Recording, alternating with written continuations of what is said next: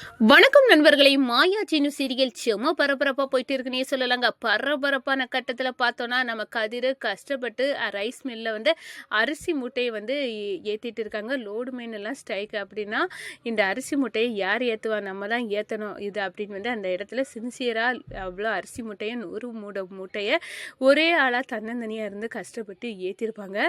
இதை வந்து பார்வதி கிட்ட ஃபோன் போட்டு வந்து சொல்லுறாங்க கோபி, இந்த பாருங்க, அந்த கதிர் இருக்காமல கஷ்டப்பட்டு தன்னந்தனியாக வந்து அந்த 100 மூட்டை அரிசி மூட்டையும் வந்து லோடுமென் ஸ்ட்ரைக்லையும் அவன் ஏற்றிட்டான் அப்படின்னு வந்து சொன்னாங்க. இது நடக்கவே கூடாது, நீங்கள் என்ன பண்ணுவேன்னு தெரியாது, நான் உங்களுக்கு எவ்வளோ ரூபானாலும் தாரேன், அந்த அரிசி மூட்டையெல்லாம் கீழே அப்படியே இறக்கி வச்சுட்டு தவிடு மூட்டையை தூக்கி ஏற்றி வைங்க. அவை வந்து தூக்கி வச்சது தவிடு மூட்டை அப்படின்னு வந்து அந்த இடத்துல நான் வந்து நிரூபிக்கணும், அதோட அவமானப்படணும் அப்படின்னு வந்து அந்த இடத்துல வந்து சொல்லுறாங்க. இதை கேட்டு கோபியா ஆட்களை வச்சு நம்ம கதிர் ஏற்றி வச்சு அரிசி மூட்டையை அப்படியே இறக்கி வச்சுக்கிட்டு உள்ளுக்க தவிடு மூட்டையை ஏற்றி வச்சு நம்ம கதிரை அவமானப்படுத்துகிறாங்க. ரகுராம் முன்னாடி தலை குனிஞ்சு நிற்கிறாங்க.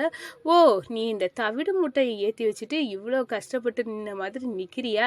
அதானே பார்த்தேன், நீ எப்படி அரிசி மூட்டையை ஏற்ற முடியும் அப்படின்னு வந்து அந்த இடத்துல அவமானப்படுறாங்க கதிர். அதை பற்றி தான் இந்த வீடியோக்குள்ளே பார்க்க போகிறோம். அதுக்கு முன்னாடி சேனலுக்கு லைக் அண்ட் சப்ஸ்கிரைப் பண்ணுங்கள் ஃப்ரெண்ட்ஸ். பக்கத்தில் இருக்க பெல் ஐக்கானையும் கிளிக் பண்ணுங்கள். அப்போ தான் நான் போடுற ஒவ்வொரு வீடியோவும் நோட்டிஃபிகேஷனாக உங்களுக்கு கிடைக்கும். வாங்க ஃப்ரெண்ட்ஸ், வீடியோக்குள்ளே போகலாம். ஃபஸ்ட்டு எடுத்த உடனே பார்த்தோன்னா, நம்ம அருந்ததி நாட்டியப்பள்ளி வச்சு நடத்தியிருக்க பப்பி வந்து ஓடி வராங்க நம்ம ரகுராம் வீட்டுக்கு. இந்த பாருங்க, உங்கள் பொண்ணு மாயா வந்து ஒரு நாட்டியப்பள்ளி புதுசாக ஆரம்பிச்சிருக்காங்க. எனக்கு வந்து போட்டியாக யாருமே எங்கள் காம்படிஷன் வந்து நடக்கக்கூடாது, யாரும் நாட்டிய பள்ளியை நடத்தக்கூடாது. நான் நாட்டியத்துக்காக என் வாழ்க்கையையே அர்ப்பணிச்சிருக்கேன். சொல்லப்போனால் என் வாழ்க்கையை தியாகம் பண்ணி நான் நாட்டியத்தை மட்டும் நான் கல்யாணம் நேசிக்கிறேன், கல்யாணம் கூட நான் பண்ணலை. என்னோட வாழ்க்கையே இதுதான். நான் வந்து மற்ற ஆட்கள் மாதிரி வந்து எடுத்தோம் கவுத்தோன்னே நாட்டியத்தை வந்து சொல்லி கொடுக்க மாட்டேன். நான் முறைப்படி நாட்டியம் படிச்சிருக்கேன், அதை வந்து பிள்ளைங்களுக்கு கொடுத்து தியாக வாழ்க்கையை வாழ்ந்துட்டு இருக்கேன். பணத்தை சம்பாதிக்கிறதுக்காக வந்து இப்படியெல்லாம் உங்கள் பொண்ணை மாதிரி நான் நாட்டியம் ஆடலை அப்படின்னு வந்து அந்த இடத்துல அருந்ததி சொல்கிறாங்க. நாட்டியத்தை பற்றி இவளுக்கு என்ன தெரியும் அப்படின்னு வந்து நம்ம மாயாவை பார்த்து கேட்குறாங்க. உங்கள் நாட்டிய பள்ளியை நீங்கள் நடத்துங்க, ஏன் மாயா நாட்டிய பள்ளியை அவள் நடத்த போகிறா, இதில் உங்களுக்கு என்ன வந்துச்சு அப்படின்னு வந்து சொன்னார். இல்லை, எனக்கு போட்டியாக யாருமே நாட்டியம் சொல்லிக் கொடுக்கக்கூடாது, அதுவும் நான் கண்ணு கடாத திசையில் எங்கே வேணாலும் போய் சொல்லிக் கொடுக்கட்டும், ஆனால் எனக்கு சுற்றுவட்டாரத்தில் யாருமே நாட்டிய பள்ளி வைக்கிறது பிடிக்காது அப்படின்னு வந்து கடுமையாக சாடுறாங்க. என்ன நினச்சிட்டீங்க, மாயா அவள் திறமைக்கு ஏற்றாப்பால் அவள் வந்து நாட்டிய பள்ளி நடத்துகிறா, அதில் உங்களுக்கு என்ன வந்துச்சு? என்கிட்ட இருந்த பிள்ளைங்க எல்லாம் இப்போ மாயாவோட நாட்டிய பள்ளியில் வந்து சேருது, அதுதான் எனக்கு பிடிக்கலை அப்படின்னு வந்து அந்த இடத்துல கொந்தளிக்க நேரம். நீங்கள் உங்களால் முடிஞ்சதை பார்த்துக்கிடுங்க. மாயா முன் வச்ச காலை பின் வைக்க போகிறதில்ல. அவள் நாட்டிய பள்ளி வச்சது தான். அவகிட்ட பிள்ளைங்க சேர்ந்தாங்கன்னா அவள் சொல்லிக் கொடுக்க முறை வந்து நல்லா இருக்குது அப்படின்னு வந்து தான் பிள்ளைங்க சேராங்கன்னு அர்த்தம். அதுக்கு எதுக்காக நீங்கள் சொல்லதை மாயா கேட்கணும்? மாயாவால் இழுத்து மூட முடியாது. உங்களால் முடிஞ்சா இழுத்து முடிக்கிட்டு வேற எங்கேயும் போய் வந்து நாட்டிய பள்ளியை வச்சுக்கிடுங்க அப்படின்னு வந்து நம்ம ரகுராம் வந்து சொல்ல, அருந்ததி நாட்டிய பள்ளி வச்சிருக்கவங்க கடுமையாக வந்து சீறி பாயிறாங்க. நான் விடமாட்டேன் அப்படின்னு வந்து அந்த இடத்த கொந்தளிச்சுக்கிட்டே, நாங்கள் இதில் எந்த பிரச்சனை வந்தாலும் நாங்கள் சமாளிக்க தயாராக இருக்கோம் அப்படின்னு வந்து அந்த இடத்துல வந்து அருந்ததியை ரகுராம் வந்து ஓரங்கட்டுறாங்க.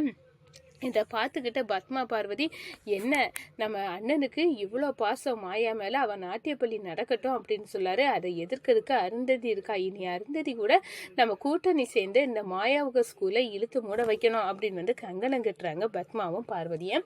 இந்த சைடு பார்த்தா கதிர் ரைஸ் மில்லில் வந்து நிறைய அரிசி மூட்டைகளை ஒரு லோடு வந்து வெளியூருக்கு அனுப்பணும் அப்படின்னு வந்து இருக்க நேரம், லோடு மேனெல்லாம் ஸ்ட்ரைக்கு, இந்த அரிசி மூட்டையை ஏற்ற முடியாது அப்படின்னு வந்து ஒரு பெரிய பிரச்சனை வருது.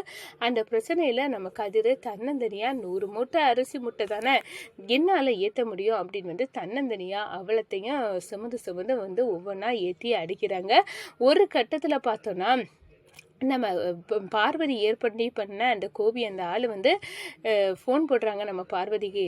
என்னங்க மேடம், அந்த கதிரை லேசுப்பட்டவேன்னு நினைக்க முடியாது, அவ்வளோ வேலையும் தன்னந்தனியாக ஒத்தாளாக வந்து சேரான் அப்படின்னு வந்து சொல்கிறாங்க. என்ன செய்துட்டான் அப்படின்னு வந்து கேட்க நேரம், லோடு மேனெல்லாம் ஸ்டேக்கு அரிசி மூட்டைகளை ஏற்ற ஆள் கிடையாது, ஆனால் அவன் தன்னந்தனியாக வந்து ஒத்தாளாக 100 மூட்டையும் அரிசி மூட்டையும் என்னால் கூட முடியாதுமா, அவ்வளோத்தையும் ஏற்றி வச்சுட்டான் பார்த்துடுங்க அப்படின்னு வந்து சொல்ல நேரம் கடுமையான கோபம் நம்ம பார்வதிக்கு. என்ன தன்னந்தனியா இவன் 100 மூட்டை அரிசி மூட்டையை ஏத்துனானா அப்படின்னு வந்து கடுப்பாறாங்க நம்ம பார்வதி. இப்போ என்ன பண்ணலாம் அப்படின்னு வந்து யோசிக்க நேரம், டே நான் எவ்வளோ நாளும் காசு தரேன், நீ அந்த 100 மூட்டையும் இறக்கி கீழே வச்சுட்டு அதுக்கு பதிலாக தவிடு மூட்டையை ஏற்றி வச்சு அவமானப்படணும். நெல் மூட்டை தான் அனுப்பியிருக்கான் நம்ம அப்படின்னு வந்து நினைக்க நேரம், அங்கே தவிடு மூட்டை போய் சேரணும் அப்படின்னு வந்து பார்வதி ஒரு பெரிய ஸ்கெட்சை போட்டு ப்ராசஸ் நடக்குது. அதே நேரத்தில் அவர் ரூபாயை எவ்வளோ நேரம் தரோன்னு சொன்னால இந்த 100 மூட்டையை கீழே இறக்கிட்டு இந்த தவிடு மூட்டையை ஏற்றி வச்சுறாங்க. ஒரு கட்டத்தில் எப்படி 100 மூட்டை ஏற்றுனீங்க, லோடு முயன்னுல ஸ்ட்ரைக்கில் அப்படின்னு வந்து நம்ம ரகுராம் வந்து கேட்க நேரம், அது என்னன்னே நம்ம கதிர் தான் தன்னந்தனியாட்டு ஏற்றுனான். கதிர் நீ எதுக்கு தன்னந்தனியாக கஷ்டப்பட்டு ஏற்றுனா அப்படின்னு வந்து நம்ம சிவா கேட்குறாங்க. நீ வந்து எதுக்காகடா இந்த கஷ்டத்தெல்லாம் பட்ட அப்படின்னு வந்து சொல்லு நேரம், 100 மூட்டை தானே நான் ஏற்றிட்டேன் அப்படின்னு வந்து சந்தோஷமாட்டு நம்ம கதிர் நிற்கிறாங்க. அவங்க மூக்கை உடைக்கிற மாதிரி நம்ம மணி வந்து எல்லா மூட்டையும் கரெக்டாக இருக்கான்னு பார்த்துக்கிட்டு, ஐயே நம்ம கதிர் ஏற்றுனது தவிடு மூட்டை, நெல் மூட்டை எங்கே இருக்குது 100 மூட்டையும் அப்படின்னு வந்து சொல்லணும். அதான் நான் பார்த்தேன், இவனால ஒரு மூட்டை கூட இவனால் தூக்க முடியாது.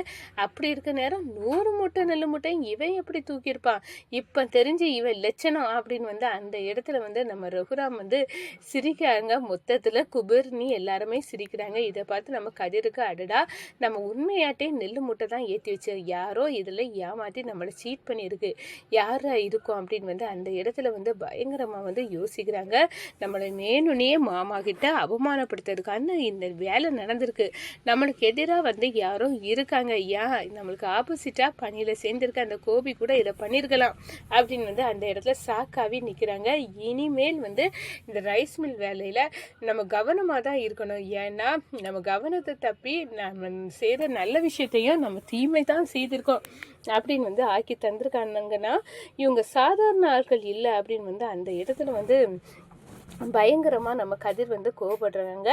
வீட்டுக்கு வந்து நம்ம ரகுராம் வந்து சொல்கிறாங்க, உன் புருஷனுக்கு ஒன்றுமே கழியாது, நீ அவனை நம்பி போனால அவன் எதுவுமே சம்பாதிச்சுக்கிட மாட்டான், அப்படிப்பட்டவன் நீ வந்து நம்பி போனதுக்கு அவன் வந்து என்ன வேலையெல்லாம் பண்ண போகிறானோ அப்படின்னு வந்து அந்த இடத்துல அவனை நம்பி ஒரு வாரிசு வர வயிற்றுல இருக்குது அப்படின்னு வந்து அந்த இடத்துல நம்ம